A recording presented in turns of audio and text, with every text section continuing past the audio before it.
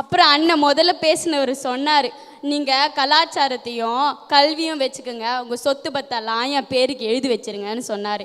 அதுக்கு நான் அவர்கிட்ட கேட்குறேன், அந்த சொத்து உங்கள் பேர் மேலகுதா இல்லை என் பேர் மேலகுதான்ட்டு உங்களுக்கு எப்படி தெரியும்? அதுக்கு எழுத்தறிவு தேவைங்க ஐயா, படிப்பறிவு தேவைங்க ஐயா. அதுக்கு முன்னால் ஒரு அண்ணன் பேசினார், பானைன்ற ஒரு பொருள் இருந்தால் தான் அதில் பானோன்ற பொருளாதாரம் நிறையும்னு சொன்னார். அந்த பானையே இல்லாதப்போ பொருளாதாரம் நிறைஞ்சு என்ன பண்ண முடியும்? கீழே தான் விழ முடியும் ஐயா. நுண்ணிய நூல் பல கற்றவருக்கே அறியத்தக்க கலை பேச்சுக்கலை.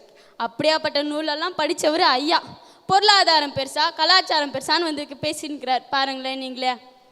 மண்ணில் வளர்கின்ற ஒரு செடி, அதற்கு மண், நீர், காற்று, சூரிய ஒளி இவையெல்லாம் தேவைப்படுகின்றன. அது போன்றுதான் ஒரு மனிதனுக்கு பகுத்தறிவு, படிப்பறிவு, பொது அறிவு இவை எல்லாம் தேவைப்படுகின்றன. அவை எல்லாம் கல்வி மட்டுமே தருகின்றன.